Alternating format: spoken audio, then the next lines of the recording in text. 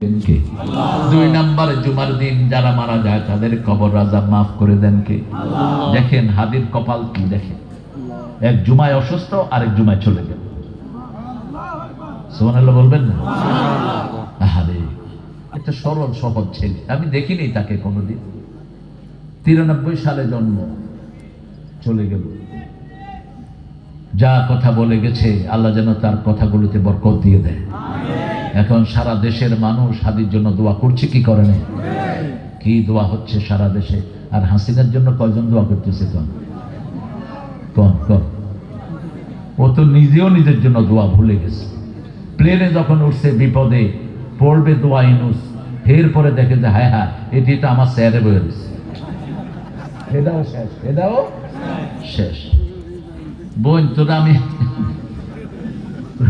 তোরে আরেকটা জিনিস শিখা দিই, তুই আয়াতুল কুরসি বেশি বলবি আর মাপ চাইবি আল্লাহর কাছে। কিন্তু এত মানুষকে মারছ যে ওদের পা ধরে ধরে মাপ চাওয়া ছাড়া তোর উপায়।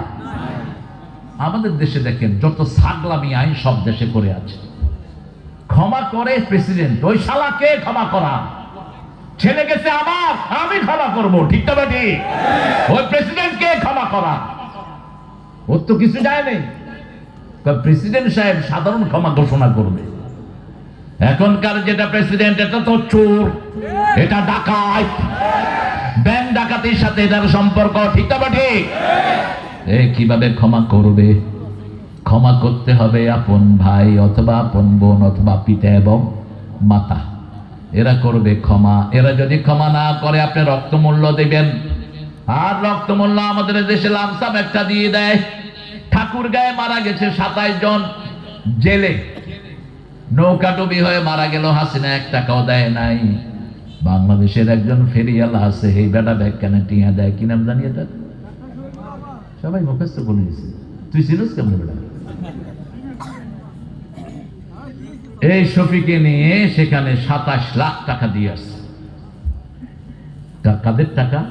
গরিবেরা 1 টাকা 2 টাকা কইরা জামাতের দেয় না? কথা কন না, জামাতের দেয় খুশি হয়ে। আর এখন অনেকে কয় জামাত তো চাঁদা উঠায়, এটার নাম হলো বাইতুল মাল। জামাত চাঁদা উঠায় না, জামাত আপনার হাতে দিবে, আপনি দয়া করে দিলে দিলেন, না দিলে কোনো দাবি। এটা হলো এয়ানত, এটার নাম কি? এয়ানত। আর চাঁদা করি যেটা নেন, অটোওয়ালা অটো চালে টিয়া দে, টিয়া দে, ঠিকা কয় এবার টিয়া উঠে না, কয় যা উঠছে সেটা দে, টিয়াই নাই, দুটা বিড়ি হলো দিবে। এটা হলো চাঁদাবাজি, ঠিক না ঠিক? বাংলাদেশের সবচেয়ে বড় চাঁদাবাজ ছিল পুলিশ। বিগত 17 বছরে সবচেয়ে বেশি চাঁদাবাজি করেছে পুলিশের বাচ্চারা। এই জন্য ঝাড়ুর পিঠাও খেয়েছে। যত বড় চাঁদাবাজ একটাও বাংলাদেশে, কারণ ওরা যাদের জন্য চাঁদাবাজি করতো ওরাও ভাগছে, পুলিশও ভাগছে। হারাম আছে যেখানে আরাম নাই সেখানে। আপনি যদি কারো চোখের পানি ফেলেন, আপনার চোখের পানি ফেলাবে কে? আপনি যদি কাউকে খুন করেন, আপনাকে খুনের ব্যবস্থা করে দিবেন কে? আল্লাহ বলছেন কোন খুনিকে আমি ছেড়ে দেব না। কোন খুনি সাধারণভাবে বাঁচতে পারবে? যারা খুন করে এদের সাথে কথা বলে দেখবেন, এরা হয় নেশায় থাকে, না হয় কোনো অপরাধের ভিতরে ডুবে থাকে। যখনই একা থাকে তার সামনে ওই ছেলেটা ঘুরতে থাকে, ওই ছেলেটা শুধু তার সামনে ঘুরে। হাদি এখন ওই যে শয়তানটা খুন করে গেল, তার চোখের সামনে কি ঘুরতেছে? হাদি, হাদি, হাদি। স্বপ্নে হাদি, জীবদ্দশায় হাদি। আর হাসিনার চোখের সামনে 1400 শিশু ঘুরতেছে প্রতিদিন, ঠিক না ঠিক?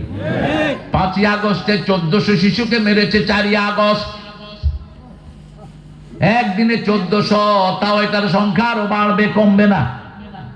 আর গত 17 বছরে কত হাজার মেরেছে তার কোনো হিসাব নাই। কুমিল্লাতে কাউকে মারে নেই, মারছে দেবিদ্বারে মারছে কয়জন?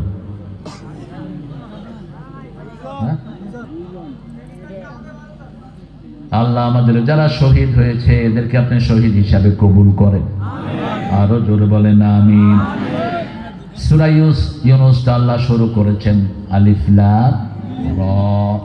রাসূলের কাছে এক লোক আসছে, এসে বলছে ইয়া রাসূলুল্লাহ আমাকে একটা সূরা শিখিয়ে দেন। রাসূল বলছেন যে এই সূরাগুলো আলিফ লাম রা দিয়ে শুরু হয়েছে, এরকম 3টা সূরা তুমি পড়ো। তিনি বললেন আমার বয়স হয়ে গেছে 1, 2 নাম্বার আমার অন্তর শক্ত হয়ে গেছে, 3 নাম্বার আমার জিহ্বা আড়ষ্ট হয়ে গেছে, আমি এত শক্ত সূরা পড়তে পারবো না। রাসূল বললেন তাহলে যে সূরাগুলো শুরু হয়েছে হামিম দিয়ে এরকম 3টা সূরা পড়ো। তিনি বললেন একই কথা, আমার বয়স হয়ে গেছে, জিহ্বা আড়ষ্ট হয়ে গেছে, হৃদয়টা শক্ত, আমি 3টা সূরা পড়তে পারবো না।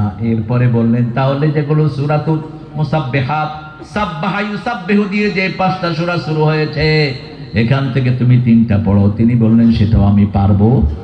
ইসলাম কত সহজ! আলহামদুলিল্লাহ কইবেন না? আরো আসতে কোন আলহামদুলিল্লাহ। এবার রাসূল সাল্লাল্লাহু আলাইহি ওয়াসাল্লামকে তিনি বলছেন হুজুর এমন একটা সূরা শিখিয়ে দেন যেটার ভিতরে দুনিয়ার কথাও আছে আখিরাতের কথাও আছে। রাসূল বলেন এরকম জামে সূরা হলো ইযা যুলজিলাতিল আরদু জিলজালাহা ওয়া আখরাজাতিল আরদু আসকালাহা ওয়া ক্বালাল ইনসানু মা লাহা ইয়াউমাইযিন তুহাদ্দিসু আখবারাহা বিআন্না রাব্বাকা আওহা লাহা। এই সূরাটা হলো সূরা ফাতিহার মতো। দুটি বর্ণনা রাসূল দিলেন, একবার বলেন এটা কোরআনের 1/4 আরেকবার বলেন এটা কোরআনের অর্ধেক। কোরআনের কি অর্ধেক? যেমন সূরা ফাতিহা হলো কোরআনের অর্ধেক। যাদের পকেটে টাকা নাই সূরা জিলজাল পড়বেন, টাকা দিবেন কে? কষ্ট হচ্ছে আপনাদের?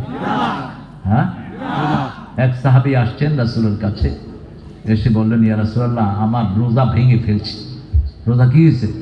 ভেঙে ফেলছি। রাসূল বললেন কাফারা দাও। শরীর খুব খারাপ, কাফারা দেওয়ার কোনো শক্তি?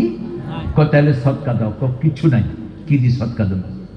এর মধ্যে মসজিদে নববীর ভিতরে এক লোক কিছু খেজুর নিয়ে আসছে প্যাকেটের ভিতরে।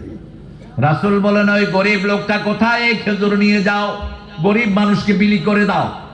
ওই সাহাবী বলছে ইয়া রাসূলুল্লাহ মদিনাতে আমার চেয়ে গরিব কেউ নাই। রাসূল কয় এই খেজুর লই তুই বেগুন খাইয়ালা। আপনার হাসলেন না? রাসূল হাসে দিচ্ছে। মানে কত ইসলাম কত মানবিক! সুবহানাল্লাহ বলতে ইচ্ছা করে না?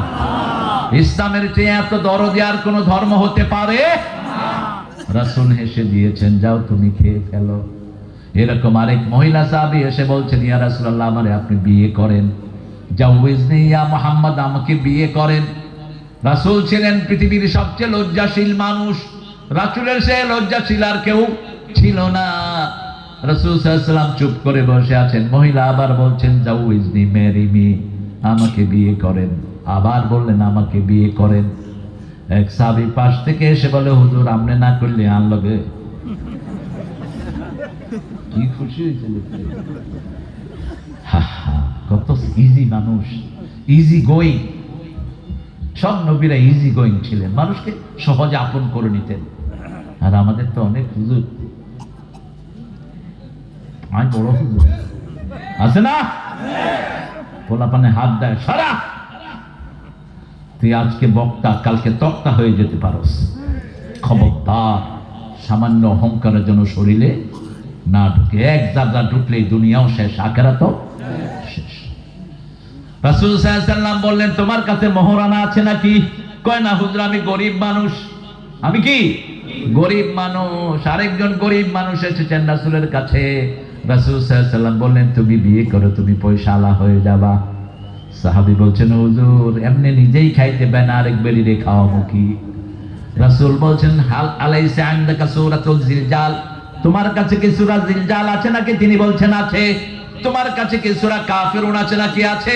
তোমার কাছে সূরা কাউসার আছে নাকি? আছে। তোমার কাছে সূরা নসর আছে নাকি? আছে। এই 4টা সূরা যার কাছে থাকবে সে যেন বিয়ে করে নেয়।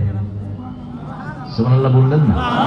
এই 4টা সূরা পড়লে দরিদ্রতা দূর করে দিবেন কে?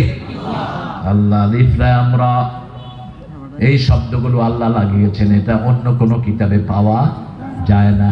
আল্লাহ বলছেন এগুলোর অর্থ কে জানেন? লা ইয়ালামু তাবিলাহু ইল্লাল্লাহ, এটার অর্থ আমি আল্লাহ ছাড়া কেউ জানে না। তবে পড়লেও সওয়াব আছে না নাই? রাসূল বলছেন আমি বলি না আলিফ লাম মিম একটা অক্ষর, আলিফ একটা, লাম একটা, মিম একটা, এই 3টা অক্ষর পড়লে 30টা নেকি হবে, গুনাহ মাফ হবে, 30টা মর্যাদা বেড়ে যাবে। পড়েন আলিফ লাম রা, পড়েন আলিফ লাম রা, আলিফ লাম রা। এখন 90টা নেকি হলো, কয়টা? 90টা নেকি, 90টা গুনাহ বেরিয়ে গেল, 90টা মর্যাদা বাড়ায়া দিবেন কে? তিলকা আয়াতুল কিতাবিল হাকিম। এটা হলো ওই কিতাব যেটা বিজ্ঞানময় কিতাব। কি কিতাব? বিজ্ঞানে ভরা কিতাব, হাকিম। এটার ভিতরে সব হিকমতের কথা, কোনো বাজে কথা নাই। ঠিক না ঠিক? মানুষের কথায় কথায় কয় মহাভারত অশুদ্ধ হবে। এটা শুদ্ধ ছিল কবে? মহাভারতটা শুদ্ধ ছিল কবে? আগে থেকেই অশুদ্ধ। দেখছেন না হুজুর কিভাবে কথা ঢুকে গেছে? বড় বড় কোন জিনিস দেখলে আমরা বলি বড় ছাগল দেখি, বলি কি ছাগল? রাম ছাগল। তো এটা নামে পাইল থেকে? কি সতর্কতার সাথে আমাদের ভিতরে এগুলো হিন্দুয়ানি জিনিস ঢুকিয়ে দিয়েছে। ব্রাহ্মণবাড়িয়া তো পুরোটাই গিলে খেয়েছে। দেখেন জেলার নাম ব্রাহ্মণবাড়িয়া আর থানার নাম হলো নবীনগর। কি শয়তানে ঢুকেছিলেন? তো ব্রাহ্মণের পেটে কি নবী থাকে না? আমি সেটার নাম রাসূল বাড়িয়া কর, তাহলে নবীনগরটা শুদ্ধ। ঠিক না ঠিক? সব রাসূলরা নবী ছিলেন। কি ছিলেন? নবী ছিলেন, কিন্তু সব নবীরা রাসূল না। এই জন্য ওটার নাম হলো রাসূল বাড়িয়া। কি বাড়িয়া? রাসূল বাড়িয়া হোক। আল্লাহ আমাদের কথাগুলো কবুল করুন। আরো জোরে বলেন আমিন। কোরআন কেমন বিজ্ঞানময়! রাসূল বলছেন সাল্লাল্লাহু, মাছি যদি তোমার পানির ভিতরে পড়ে, মাছিটাকে ডুবায়া দাও। 1500 বছর আগে বলেছেন। এখন বিজ্ঞান পরীক্ষা করে দেখে মাছির 2টা ডানা, বাম ডানা ডান ডানা। বাম ডানাতে থাকে রোগ, ডান ডানাতে থাকে ওই রোগের ঔষধ। যখন চুবিয়ে দিবেন পানিটা বিশুদ্ধ হয়ে যায়। রাসূল বলেছেন লা তানফুক ফিল মা। 1500 বছর আগের হাদিস। পানিতে তোমরা ফু দিও না। যারা চা খান ফু দিয়ে ডেঞ্জারাস, হাদিস বিরোধী। আজকের মেডিকেল সায়েন্স বলছে যখনই আপনি পানিতে ফু দিবেন কার্বন ডাইঅক্সাইড মিলে পানিটা বিষ হয়ে যেতে পারে। এটা বুকে আটকা পড়ে আপনি মারা যেতে পারেন। এই জন্য পানিতে ফু দেয়া কি? চা গরম হলে কি করে? ফু দেন, নিষেধ। লা তানফুক ফিল মা। রাসূল বলছেন বসে খাও। এখন মেডিকেল সায়েন্স বলছে দাঁড়িয়ে খেলে কিডনি, হার্ট, লিভার সব নষ্ট হয়। এই জন্য কি করে খাও? বসে খাও। পানি তো বসে না খেলে যে কোনো সময় কিডনি বিকল হয়ে যেতে পারে, ডাইরেক্ট গিয়ে কিডনিতে ধাক্কা মারে। যা বলেছেন সব বিজ্ঞান। আল্লাহ বলছেন সূরা ইয়াসিনের ভিতরে, ইয়াসিন ওয়াল কুরআনিল হাকিম ইন্নাকা লামিনাল মুরসালিন আলা সিরাতিম মুস্তাকিম। প্রতি নামাজে একটা দোয়া আমরা ফাইনালি করি, ইহদিনাস সিরাতাল মুস্তাকিম। আল্লাহর প্রশংসা করি 3 বার। কয়বার?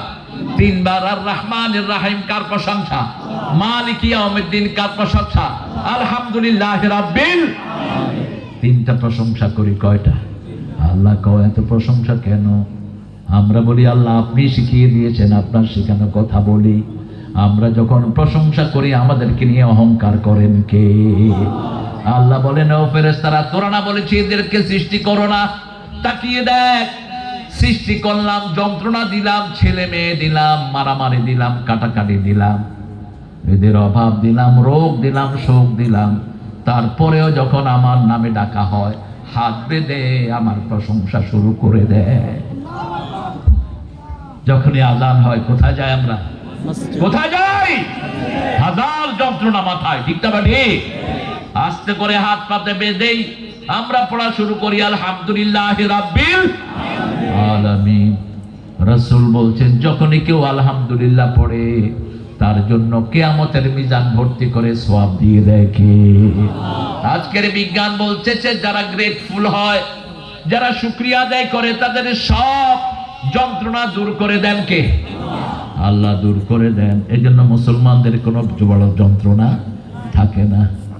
খুব আনরেস্ট পিপল।